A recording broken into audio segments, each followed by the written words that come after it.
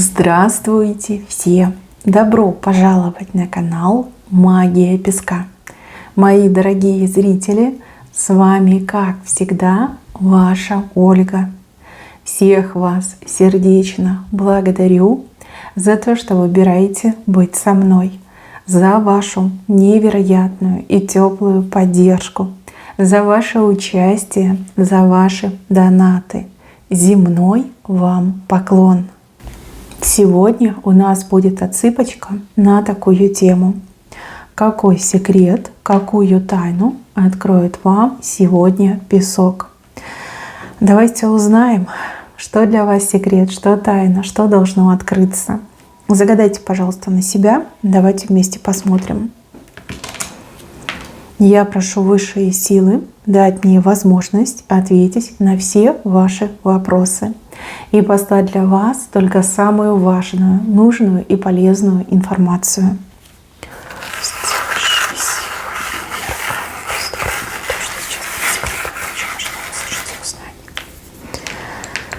Так, секрет и тайна.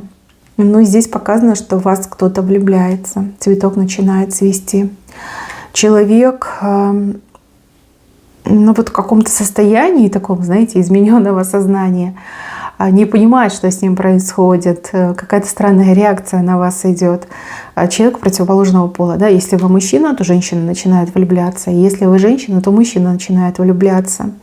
То есть еще не оформленное чувство, но цветочек начинает цвести. Человека прям очень сильно тянет к вам, да, вот ноги сами несут, либо глаза вот прям за вами следят, прям влюбляется.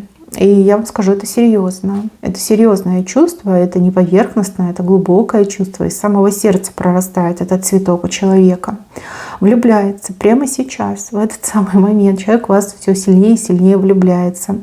Да, если кто-то на вас странно реагирует, и вам непонятно, что происходит, то это влюбленность, да, человек влюбляется. И если это взаимно, если человек вам симпатичен, то я думаю, что у вас все получится. Вот. Ну, а если вы, например, не желаете, просто делайте вид, что вы ничего не замечаете. Но вот идет, что у вас именно сейчас кто-то очень сильно влюбляется. Дальше показано, что за вашей жизнью следят мужчина и женщина. Причем мужчина с восхищением следит за вами, за вашей жизнью, а женщина, наоборот, со злостью, с таким, знаете, кислым, угрюмым лицом. Возможно, у кого-то отыграется, что это ваш бывший и его, значит, женщина. Возможно, это ваш бывший парень и его мама. То есть они о вас недавно что-то узнали, либо им стала доступна возможность узнавать про вас, потому что на соцсети ваши попались им на глаза. Может быть, какой-то человек, знакомый с ними и с вами, да, вот о вас рассказывают. Мужчина восхищается и думает: Господи, какая она крутая, какая она умничка. Ну, либо мужчина, может быть, думает, какой он молодец, да, если вы тоже мужчина. Тогда, если вы мужчина, смотрите, тогда отыграется, что ваша бывшая женщина, ее новый мужчина. То есть этот новый мужчина, зная вас, видя ваши успехи, думает: о, крутой мужик, да, вообще что надо, герой. А бывшая локти себе кусает, да, что она вас оставила, и думает: блин, ну как я так прогадала, да, как так. Он там бесперспективный, а он вон какой оказался, да, локти кусает. Ну а если вы женщина, то ваш бывший мужчина, он вами восхищен, он прям любуется, потому что вы очень изменились, вы похорошели, вы расцвели, вы опять же чего-то добились, а его спутница, она как бы очень сильно ревнует, потому что ей нечем похвастаться, ни умом, ни красотой, ни достижениями, да, и скорее всего они там иногда о вас говорят, и она такая: блин, так хватит, там ревнует, да, хватит о ней говорить. Зачем ты о ней говоришь? Ну, у тебя так глаза светятся, когда ты о ней говоришь, да, вот ревность очень сильно идет. Ну, а бывший явно и пожалел, но в то же время, знаете, не просто пожалел, а он всегда знал, что вы крутая. Он всегда знал, что он до вас не дотягивает. Может быть, это и было причиной, что вы расстались. Потому что он понимал, что такую женщину, как вы, он не потянет. Да? Вот он недостоин такой женщины. Что вы рано или поздно в нем все равно разочаруетесь, да, и найдете себе более достойного ну, спутника, скажем так. Ну, а бывшая, конечно, очень ревнует. Ну, либо мамаша ревнивая, очень сильно ревнует до сих пор своего сына к вам. И вот она, знаете, как мерилась с вами как женщина. Бывают такие мамаши. В общем, что есть, то есть. Об этом вы должны знать. Вам, возможно, и кается, часто и кается. Это они вас обсуждают, это они вас говорят. Так, и еще мне показывают на работе, здесь какие-то люди, как будто бы они сидят и вас обсуждают, вас, либо вашу кандидатуру, вот как рассматривают ваше личное дело, да, может быть, это какие-то руководители, начальники.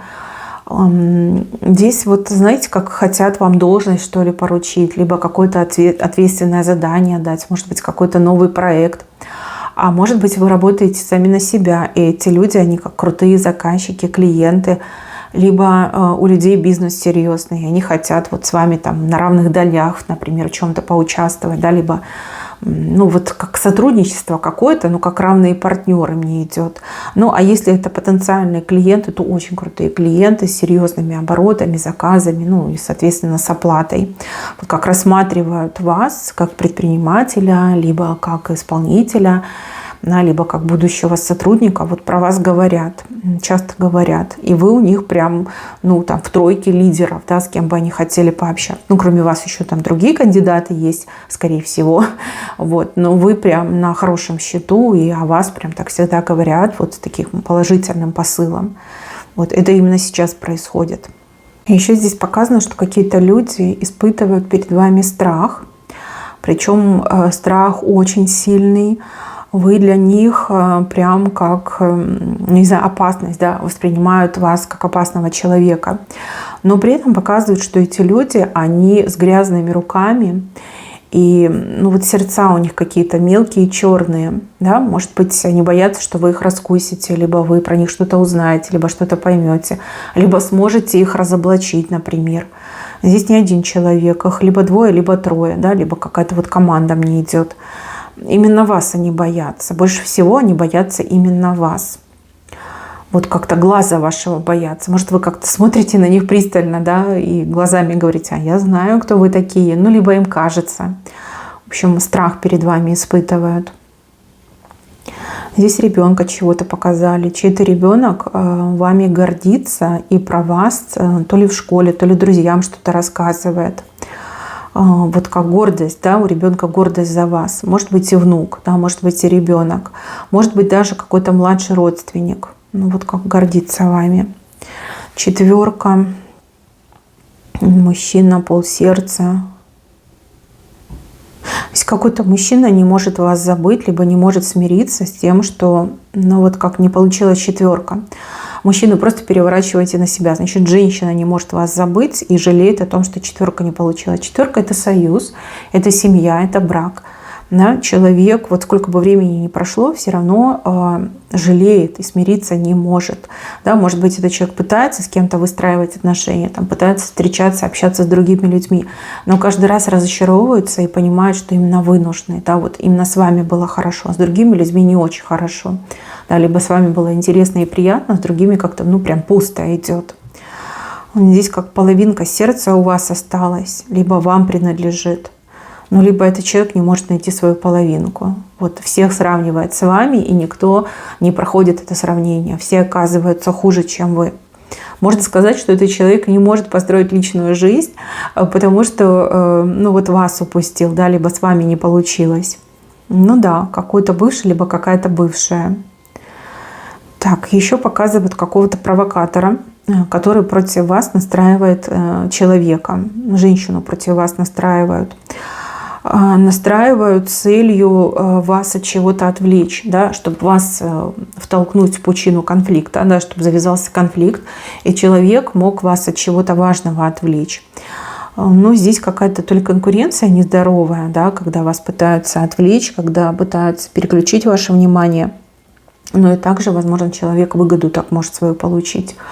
Да, на выгоду, если вы с кем-то будете конфликтовать, либо какое-то негативное отношение, обращение пойдет, что человек свою какую-то выгоду сможет извлекать. Здесь и мужчина может против женщины настраивать, и женщина против женщины может настраивать. Понимаете, вот как-то так идет. Конкретно вам этот провокатор ничего не говорит. Вот другому человеку постоянно про вас гадости говорят. И подают это все, как будто бы вы, враг. Да? Вот как-то так идет. Нездорово. Это нездорово и неправильно. И вот какую-то выгоду. Мне идет, что человек хочет выгоду извлечь. Либо важно, чтобы вы на что-то переключились и от чего-то отказались. Вот как-то так идет. Как двух подруг против друг друга могут настроить, там родственниц могут настроить против друг друга, там коллег могут настроить против друг друга. Понимаете, вот как-то так. Как провокация, да? Идет провокатор, делает провокацию именно сейчас. Ну а тот, кого настраивают, человек очень доверчивый и впечатлительный, да? Вот, поэтому и так легко против вас настроить. Вот такая ситуация показана. Вам нужно что-то предпринимать, либо не вступать ни с кем в конфликты, а именно вот проговаривать, договариваться, либо обсуждать, да, вот почему ты со мной конфликтуешь, либо что случилось, кто тебе что про меня сказал, да, давай это обсудим, давай вот по полочкам разложим, давай разберемся, да, вот именно так нужно поступать. Конфликты, вам не нужны сейчас конфликты, а этот провокатор пытается затянуть вас в конфликт. Вот с другим человеком, знаете, как чужими руками жар загребать, вот именно так говорят. Еще говорят, что что-то замедлилось, но вы не должны на это внимание обращать. Тут замедление, оно чисто техническое, да, по техническим причинам, технические неполадки, да, не надо впадать в отчаяние, в горе не надо впадать. То, что замедлилось, оно также неожиданно может ускориться. Вот. Так что не переживайте за это. У вас улитка на колесах, причем на очень больших колесах. Вот. Не переживайте, не думайте. И там чисто какие-то технические вопросы, проблемы. Еще мне показывают человека, который вас с кем-то хочет познакомить, но не хочет это делать открыто. Допустим, да, человек знает, что вы против таких знакомств, да, чтобы там сватали, сводили, вы не хотите этого, вы вообще такого отказываетесь. И вот какую-то хитрую тему хотят разработать, придумать, чтобы вас заманить куда-то, где будет тот человек, с кем вас хотят познакомить. Человек очень переживает, но в то же время не намерен отказываться от этого плана, да, вас с кем-то познакомить. Так что готовьтесь, скоро вас куда-то позовут. То ли на званый вечер, ужин, может быть, какой-то раут, может, какое-то мероприятие. Вот вас будут приглашать и очень настойчиво, потому что хотят с кем-то свести, с кем-то познакомить. То есть мужчину будут знакомить с женщиной, женщину, соответственно, с мужчиной будут знакомить. То есть уже как задумка практически просчитана, проработана. Дверь. В какую-то дверь вы стучите, а она прям наглухо закрыта. Наглухо, понимаете? И вам говорят, что помимо этой двери есть еще какой-то запасной вход, но этот вход, его нужно поискать. Либо у кого-то спросить. Люди могут знать, где этот запасной вход. То есть вам войти в эту дверь, либо в это помещение вам войти, но только не через парадную дверь, а через, например, там заднюю дверь, да, через какой-то дополнительный вход. Проход, вход, выход, да, вот как хотите, так и называйте. Дверь не откроется, она наглухо закрыта. Там каким-то другим путем люди внутрь попадают. И есть те, кто об этом знают, есть те, кто может вам подсказать, вас научить. Вот, не ждите, пока дверь откроется, ищите другие способы туда войти, попасть. Да, кроме двери что может быть? Может быть окно, да, как минимум, может быть там труба дымоходная. Там можно придумать, да, надо искать. Не надо ждать, нужно искать, не теряйте время. Парадный вход, он прям заблокирован, нужно другой вход найти. Вот там логику включите, фантазию, поспрашивайте, поинтересуйтесь, в интернете поспрашивайте, да, вот люди знают, люди пользуются. И вам тоже могут открыть и подсказать. Еще здесь показывают каких-то обреченных людей, вот как будто бы их всех в одном месте собрали. Либо эти люди в одном месте находились. Вот они уже как обреченные, они еще об этом не знают. Достаточно фривольно себя ведут, вызывающие, я бы даже сказала. Но как бы дни их сочтены, либо песенка уже спета. Какие-то прям напасти на них идут. Здесь большая летучая мышь спускается сверху и прямо вот так крыльями закрывает. Подкова перевернута. Тут бараньи рога. проблемы, трудности постигнут большое количество людей. Эти люди в отношении вас как в оппозиции находятся, да, вы как по разные стороны находитесь, на разных берегах. Вам ничего, вам даже солнце будет ярче светить, а этим людям, летучая мышь, бараньи рога, да, вот как скрутит их, как бараний рог, вот так скрутит, такие условия у них будут, что там не выпрямишься, ни голос не подашь, ничего сделать не сможешь. И там их много, а вы вот у меня как одна стоите, и вам солнце светит. Либо мужчина один стоит, солнце ему светит, прям лучи спускаются. А этим людям, значит, ночь, летучая мышь, еще и скрутят их. Тут буквально отчет идет на дни, на часы до этого события. Они об этом не знают и даже не догадываются. Но это прям будет очень жестко для них. И это как-то еще в долгую идет. У кого-то еще отыграется, что уже все навсегда. Вот. А вам солнце будет ярко светить. Может, опять же, конкуренции касается, может быть, какой-то другой ситуации. Вы у меня все разные, у каждого по-своему, конечно, отыграется. Но вот именно так показали. Вам солнце, а им ночь. Вот как-то так. Много людей. Много, и они все какие-то похожие, одинаковые. Не знаю, либо одним делом заняты. Им ночь, летучая мышь, рога, а вам наоборот солнце. Еще здесь показано, что вас кто-то разыскивает, кто-то, у кого есть как поручение, задание, да, вас найти. Либо человек вам что-то должен отдать, передать, либо на словах что-то должен сказать. И этот человек где-то уже рядом, буквально там со дня на день этот человек вас найдет. Вот розыск, поиск вас.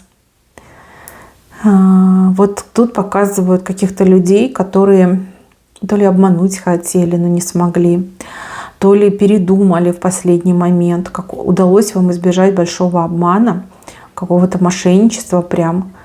Но тут ангелы отвели, 100% ангелы отвели. И я вам так скажу, если бы это случилось, было бы очень плохо вам. Но вот ангелы заставили передумать этих плохих людей. Просто вот подумайте, вспоминайте, вам что-то обещали, вам что-то говорили, и потом это не состоялось. Это был большой обман, либо было мошенничество. И ангелы просто отвели, спрятали вас, закрыли, и вот этих людей заставили передумать. Либо заставили испугаться, да, вот люди испугались, типа ее не будем обманывать, либо его не будем обманывать. Так мне идет. Еще здесь показано, что кто-то от вас рыбку прячет. Рыбка небольшая, но тем не менее, ее от вас прячут.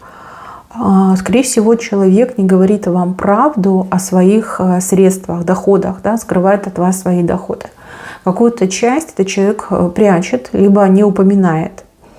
Вы, может быть, это чувствуете, интуитивно чувствуете. Либо вы начинаете считать, понимаете, что не сходится. Да? Вот явно где-то какие-то лишние деньги. Но вот показано, что обман. Человек, либо случайно это сделал, а потом уже так пошло, повелось, понравилось. Либо человек на что-то копит, собирает. Да? Вот какую-то сумму хочет накопить, собрать и что-то там приобрести, либо что-то выплатить, оплатить. Причины очень странные, почему вас обманывают, но цель этого обмана, можно сказать, что в принципе благородна, да? Это не так, что вот я на себя все потрачу, нет. Здесь вот что-то оплатить, либо приобрести, но вот на всех, либо для всех. Да? Может быть, стоит сделать вид, что вы не знаете, да, что вас это не интересует, а потом будете удивляться сюрпризу. Вот как-то так мне показали. Допустим, муж жене не все деньги отдает, да, либо не о всех деньгах рассказывает. Он хочет накопить, например, вам на хороший подарок. То есть все-таки это будет сюрприз, и это будет приятно. Вот. А если вы все будете знать, где ему взять возможность накопить на подарок, да, либо хороший подарок для вас сделать? Мне идет, что именно так. Да, поэтому мужчина либо женщина не рассказывает о всех своих доходах. Так, мои хорошие, на этом у меня все. Берегите себя. Всем спасибо за внимание. Всем пока-пока.